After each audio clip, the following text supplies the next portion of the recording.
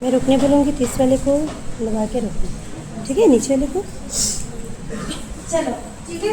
तो म्यूकर का सबसे पहले ये आपने देख लिया सिस्टमेटिक पोजीशन, यूमाइकोटा, जाइगोमाइकोटिना, जाइगोमाइसिटिस, न्यूक्लियसी और न्यूक्लियस।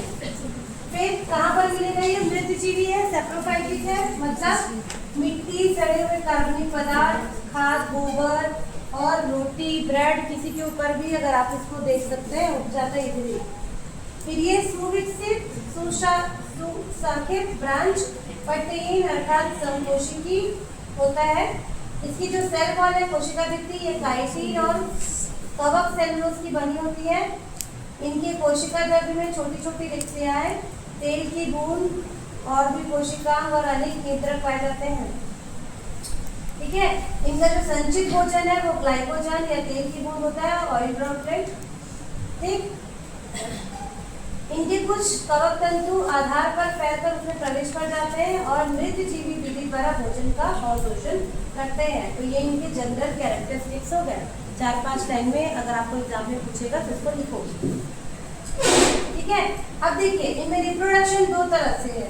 सभी फंगस में आपको जनरली दो तरह से मिलेगा, एसेक्सुअल और सेक्सुअल। किसी किसी में वेजिटेटिव भी मिलेगा जिसमें जनरली फ्रेगमेंटेशन होता है। एसेक्सुअल में इनमें स्पोरेंजियोस्पोर के माध्यम से बनेगा। तो मेरे ख्याल से एसेक्सुअल को आपको नहीं पूछेगा, पर अगर पूछ लिखा है तो आपको याद रखना है कि स्पोरेंजियोस्पोर से बनता है। इसका डायग्राम लिखते हैं, ज़्यादा अच्छे से समझ जाएगा। देखो ये बना है, ये है इनका बीजाणुधानी। ठीक है, जो अभी बोले थे धानी बीजाणु बोलते हैं, उनमें अलैंगिक प्रजनन इस तरह से आपको नजर आता है। देखो सबसे पहले आपको ये जो दिख रहा है ए करके लिखा हुआ है वो इसका स्ट्रक्चर है। आपको म्यूकर कैसे देखने को मिलेगा? इसमें डायग्राम के पहले दिखाते हैं। म्यूकर ऐसे दिखता है, ये है म्यूकर।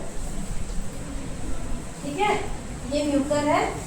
ठीक, जो इसकी ये वाली जो भाग है जो सबसे नीचे दिख रही है राइजोइड्स कहते हैं। जैसे पेड़ में जड़ होता है उसी तरह का होता है। ये वाला भाग जहाँ भी सबस्टेंस है उसमें अंदर घुस रहेगा। मान लीजिए ब्रेड के ऊपर ग्रो कर रहा है तो जो नीचे वाला भाग दिख रहा है वो ब्रेड के अंदर रहेगा, आपको नहीं दिखाई देगा। ठीक है। उसके बाद ये जो कनेक्ट है इसको स्टोलोन कहते हैं। और जो इसकी फ्रूटिंग बॉडी होती है जहाँ पर स्पोर वगैरह बनने हैं वो आपको हमेशा इस तरह से ऐसे ऊपर नजर आएंगे। ये वाली। ठीक, इनमें भी दो भाग में डिवाइड रहता है। बीच वाले जो भाग है ये वाला, ये स्टेराइल होता है, वहाँ पे स्पोर नहीं बनता। जो ऊपर की भाग दिख रहा है वहाँ पर आपको क्या बनता है? स्पोर बनता है। ठीक है, तो स्पोरेंजियोफोर कहते हैं। देखो ये जो फ्रूटिंग बॉडी है ये वाली इसको स्पोरेंजियोफोर कहते हैं। जो ऊपर वाला पोर्शन है उसको स्पोरेंजिया कहते हैं। उसके अंदर जो बनेगा उसको क्या कहेंगे? स्पोर कहेंगे। ठीक, तो एक्चुअल में म्यूकर आपको इस तरह से नजर आता है। अब इनका एसेक्सुअल रिप्रोडक्शन अगर हम देखेंगे तो हमको इस तरह से नजर आएगा, ये वाला। तो ये वही डायग्राम है। ए जो लिखा है देखो सबसे बीच में है स्पोरेंजियोफोर, ऊपर की ओर दिखला रहेगा, उसके ऊपर स्पोरेंजियम है। ठीक, आगे चल के क्या होगा? बी वाला डायग्राम देखिए। स्पोरेंजियम का जो ऊपर वाला भाग है वो बिल्कुल ऐसे करके डोम टाइप का फूल जाता है, फूल जाएगा। वहाँ पर केंद्रक पहुँच जाएगा, बहुत सारा जो साइटोप्लाज्म में वो इकट्ठा हो जाएगा और वो दो भाग में बंटना शुरू हो जाएगा। एक को वैक्यूल्स कहते हैं बीच वाले को, और जो चारों तरफ है उसको न्यूक्लियाई कहते हैं। न्यूक्लियाई मतलब जो केंद्रक है वो वहाँ पर चारों तरफ क्या हो गया है? फैल गया है। ठीक, फिर देखिए ई वाले में बड़ा होते जा रहा है, क्लेफ्ट करके जो बीच में लिखा हुआ है, मतलब वहाँ से दरार बनती है। और ऊपर जो न्यूक्लियस वाला पोर्शन है एफ वाले में देखिए, वहाँ पर आपके स्पोरेंजियम के अंदर स्पोर जो है वो बनने लगते हैं। तो यार यहाँ पे इसको आधा करके दिखाया है, ये वाला पोर्शन बीच का जो है वो वैक्यूल है, पॉलीफिलिडा है, और जो चारों ओर दिख रहा है वो क्या है? स्पोर।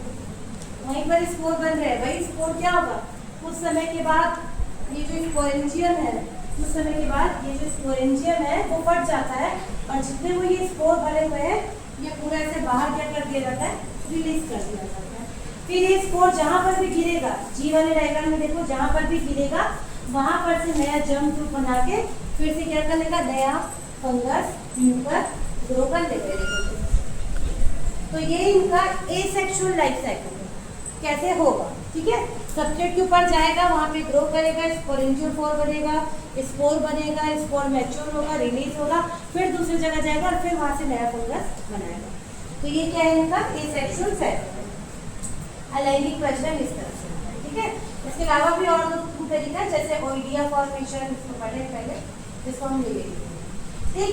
दूसरा देखते हैं इनका सेक्सुअल रिप्रोडक्शन कैसे होगा, है ना। ये चीज हमको जो मेन पढ़ना है, सेक्सुअल रिप्रोडक्शन, जिसको कहते हैं लैंगिक जनन। तो इसमें क्या देखिए, जो उधर हम लोग बात कर रहे थे हेटेरोथैलिज्म पढ़ाया था, किसी को याद है? हेटेरोथैलिज्म क्या होता है? विषम जालिकता, 2 क्लास पहले ही पढ़ाई हूँ, और उस समय पढ़ाते समय ही बताई थी कि उसका एग्जाम्पल म्यूकर है। म्यूकर में देखने को मिलता है, म्यूकर में बहुत सारी प्रजाति है, सब में अलग अलग मिलता है। किसी में होमोथैलिक समजालिक कंडीशन मिलता है, किसी में हेटेरोथैलिक विषमजालिक। याद करो विषम जालिकता बताई थी, एक को हम प्लस स्ट्रैंड बोलते हैं, एक को माइनस स्ट्रैंड बोलते हैं, है ना।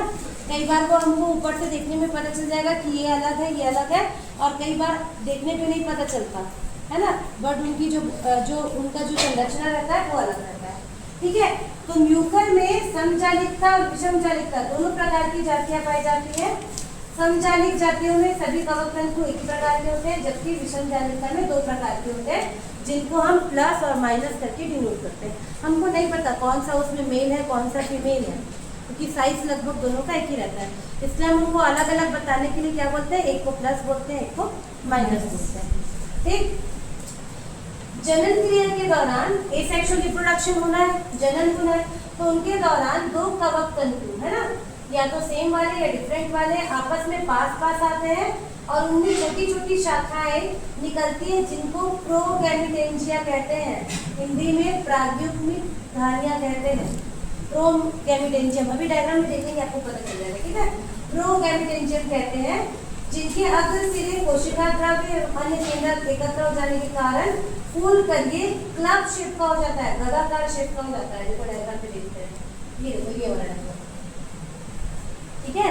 यहाँ पर आपको दिख रहा होगा, देखो ये वाला सीक्वेंस में देखो डायग्राम है ना, ABCD करके लिखा है। ए वाला देखो, ये एक फंगस है, ये दूसरा फंगस है, एक को प्लस नाम दिया है, एक को माइनस नाम दिया है, ठीक है। तो जब इनमें सेक्सुअल रिप्रोडक्शन होना होगा, तो दोनों तरफ से छोटे छोटे जो उनके फिलामेंट है वो आपस में आके से जुड़ेंगे। बी वाले में दिख रहा है, देखो ये जो दोनों आपस में आके जुड़ रहे हैं उनको प्रोगैमिटेंजियम बोल रहे हैं, अभी जो लिखा था, ठीक है, प्रोगैमिटेंजिया। फिर सी वाले में देखिए, प्रोगैमिटेंजिया में अभी यहाँ पर ये पूरा एक ही सेल है, पूरा एक ही सेल है। यहाँ पर देखो, यहाँ पर डिवाइड हो गया, बीच में 2 ये आपस में ऐसे और अलग अलग हो गए, खुल गए, तो उनको गदा के जैसी शेप में खुल गए, क्लब शेप कहते हैं इनको, गदाकार होता है, ठीक है। तो उनको कहेंगे प्रोगैमिटेंजियम, है ना। जो बीच में बन गए उनको कहेंगे गैमिटेंजिया, और जो साइड साइड में रह गए उनको कहते हैं सस्पेंसर। सस्पेंसर मतलब जो उनको ऐसे लटका के रखा हुआ है। एक्चुअल में अब इनका काम हो जाएगा, जो बीच में सेल हो गए जिनको गैमिटेंजिया कह रहे हैं, वो एक्चुअल में क्या करने वाले हैं, आगे चल के प्रजनन का काम करने वाले, ठीक है। वापस थ्योरी में आते हैं, ठीक। तो वो कैसे हो गए, फुलकर गदाकार या क्लब शेप हो गए हैं। जैसे ही ये प्रोगैमिटेंजिया एक दूसरे को छूते हैं, प्रत्येक गैमिटेंजियम में पट बनने के फलस्वरूप उनके 2 भाग बन जाते हैं। पहले वाले भाग को युग्मक धानी या गैमिटेंजियम कहेंगे, और पिछले लंबे वाले भाग को सस्पेंसर या निलंबक कहते हैं। अभी हमने डायग्राम में देखा, ठीक है। युग्मक धानियों के परिपक्व होने पे दोनों के बीच की भित्ति घुल जाती है तथा इनका जीव द्रव्य आपस में मिलकर जाइगोट का निर्माण करता है, युग्मनज होता है, ठीक है, जाइगोट का निर्माण करता है। देखिए डी वाले में देखिए, दोनों के बीच की जो कोशिका भित्ति है वो क्या हो गई, घुल गई, और ई वाले में देखिए दोनों मिलकर क्या बना लिए, जाइगोट बना लिए, दिख रहा है, आपस में मिल गए। ई वाले डायग्राम में देखिए बीच में क्या बन गया, जाइगोट बन गया, युग्मक बन गया, ठीक है। उसके बाद जाइगोट बनने के बाद क्या होगा, कुछ ही समय बाद युग्मनज के चारों ओर एक दृढ़ भित्ति बन जाती है, मोटी सी सेल वॉल बन जाएगी, और इस संरचना को आप जाइगोस्पोर कहते हैं। देखिए डायग्राम में कौन सा है, जाइगोस्पोर, एफ वाला डायग्राम देखिए, जाइगोस्पोर। इसके चारों ओर का जो सेल वॉल है ये आपको मोटा सा नजर आ रहा है, ये देखिए, ये वाला पोर्शन है, ये बिल्कुल मोटा सा दृढ़ भित्ति बन गई है, इसको क्या कहेंगे, जाइगोस्पोर, है ना। पहले दो अलग अलग थे, फिर बीच में मिल गया, दोनों का सेल वॉल एक हो गया, उसके पास वहां पर एक मोटा सा सेल वॉल बन गया जिसको जाइगोस्पोर कहते हैं। ठीक, जाइगोस्पोर बनने के बाद क्या होता है, देखिए धीरे धीरे ये जो जाइगोट है ये आकार में वृद्धि करता है और परिपक्व होने पर युग्माणु प्रसुप्त अवस्था में प्रवेश करता है। ठीक है, उस समय के लिए वो उसी कंडीशन में पड़ा रहता है। उसके बाद क्या है, प्रसुप्त अवस्था समाप्त होने पर युग्माणु का अंकुरण होता है। अंकुरण के पूर्व युग्माणु के द्विगुणित केंद्रक अर्धसूत्री विभाजन द्वारा अगुणित होते हैं। जो डिप्लॉइड सेल थे, एक इधर का मिला एक इधर का मिला, जब दोनों आके मिले तो ये क्या हो गए, डिप्लॉइड हो गए, 2n हो गए। अब फिर से जब इनको फ्रूटिंग बॉडी बनानी है तो उनमें क्या होगा, मियोसिस डिवीजन होगा, कौन सा, अर्धसूत्री, ताकि 2n से फिर ये क्या बन जाए, n बन जाए। ठीक है, अर्धसूत्री विभाजन करते हैं और अगुणित होते हैं। अंकुरण के समय इनकी बाह्यवृत्ति फट जाती है और एक नलिकाकार रचना जिसको प्रोमाइसीलियम अथवा जनन नलिका के रूप में बाहर निकलते हैं, जिसके सिरे पर अलैंगिक जनन की बीजाणु नाली के समान ही एक जाइगोस्पोरेंजियम का निर्माण होता है। डायग्राम में देखो समझ आएगा। ये देखो जी वाले में देखो जाइगोस्पोर है, उसके बाद एच में देखिए वो जाइगोस्पोर से एक ऐसे नली टाइप का निकल गया जिसको प्रोमाइसीलियम बन रहा है, बोल रहे हैं, और उसमें ऊपर में फिर से जो हमने अभी ए सेक्शन वाले में देखा था वैसे ही आपको स्पोर जो है वो देखने को मिल रहा है। ठीक है, ये वाला इसको कह रहे हैं प्रोमाइसीलियम। यहाँ पर मियोसिस हुआ, मियोसिस होने के बाद यहाँ से इस तरह से एक लंबी सी नलिका का स्ट्रक्चर निकला जिसको प्रोमाइसीलियम कर रहे हैं, और इसमें भी ऊपर में ये दो भाग में बढ़ गया, एक को कॉल्यूमिना कहते हैं और ये बाहर वाला है वो क्या है, पूरा स्पोर है।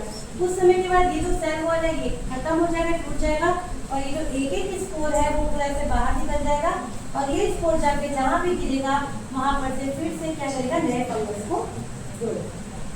ठीक, तो म्यूकर में इस तरह से आपका सेक्सुअल और एसेक्सुअल दोनों साइकिल जो है वो होता है। समझ आए यहाँ से? ठीक, ये हो गया, पूरी वही चीजें लिखी हुई है ना। ये हिट्रोथैलिज्म जो दिन बताई थी आपको, मॉर्फोलॉजिकल हिट्रोथैलिज्म होता है, फिजियोलॉजिकल हिट्रोथैलिज्म होता है, उसी को फिर से बताया है। ठीक है, ये म्यूकर का डायग्राम जो भी आपको दिखाई थी, ये सेम वही चीजें दिखी। जो दूसरी बुक एक और है जो मैं उस दिन आपको बता रही थी, उसमें डायग्राम अच्छे से दिया हुआ है, ज्यादा अच्छे से दिया हुआ है। ये जो डायग्राम है वो उस वाले बुक का है, वो लाइब्रेरी में है ना। तो ये वही चीज है जो भी हमने बताया एसेक्सुअल रिप्रोडक्शन का। ठीक, ये वाला सेम वही डायग्राम है सेक्सुअल रिप्रोडक्शन का। ठीक है, ये यहाँ पर इनका लाइफ साइकिल बना हुआ है। अगर आपको इतनी चीजें समझ आ गई है तो आपको लाइफ साइकिल भी क्या होगा, इतनी समझ आ जाएगा। क्या क्या लिखा है लाइफ साइकिल में, देखिए क्या क्या लिखा है, देखिए सबसे पहले यहाँ पर एक लिखा हुआ देखिए माइसीलियम। ठीक है, माइसीलियम मतलब कवक जाल, ये प्लस स्ट्रेन वाला है, ये माइनस स्ट्रेन वाला है, यहाँ तक क्लियर है। ठीक, फिर उसमें दोनों में क्या बनता है, प्रोगैमेटेंजियम बनेगा। फिर ठीक है, प्रोगैमेटेंजियम में ग्रोथ होगा और यहाँ पर आपने दोनों प्लस वाला और माइनस वाला क्या हुए, आपस में मिलकर सेक्सुअल रिप्रोडक्शन हुआ। इस सेक्सुअल रिप्रोडक्शन से जाइगोस्पोर बने, जाइगोस्पोर से क्या बना, जाइगोट बना, जो भी हम लोग अभी तक देख रहे थे।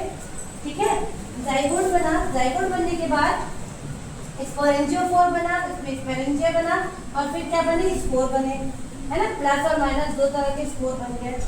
फिर देखिए वो एरो नीचे से ऊपर तक गया है, स्पोर दोनों के स्पोर बन गए, और उस स्पोर से फिर से स्पोरेंजियोफोर बनेगा, स्पोरेंजियम बनेगा और स्पोर बनेगा। तो उनका एसेक्सुअल साइकिल के साथ में चलता है।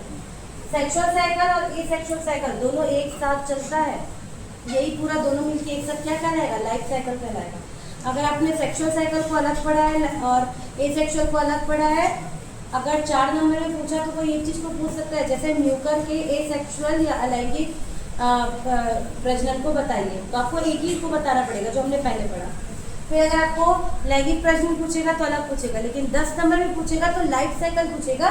लाइफ साइकिल में दोनों चीजें आ जाती है, लैंगिक भी और अलैंगिक भी। तो ये डायग्राम वहाँ पर ज्यादा जरूरी है। इस डायग्राम को, जो ये रे डायग्राम बोलते हैं, इसको आप डायग्राम के साथ भी बना सकते हैं, जैसे हमने पहले 2 टॉप को देखा। समझ पा रहे हैं, ये वही चीज है, बस हमने एसेक्सुअल और सेक्सुअल जो अलग अलग देखा उसको यहाँ पर हम एक साथ लिखते हैं। जब हम इसको एक साथ लिखते हैं तो ये पूरा लाइफ साइकिल कहलाता है, मतलब उनका जीवन चक्र। जीवन चक्र में उनमें सेक्सुअल साइकिल भी होगा, एसेक्सुअल साइकिल भी होगा, दोनों एक साथ होगा। इसलिए ये वाला डायग्राम हमेशा क्या बनता है, एक साथ ही बनता है। ठीक है, ये इनका लाइफ साइकिल। ठीक, तो इतनी चीजें आपको न्यूकर के लिए याद रखनी है।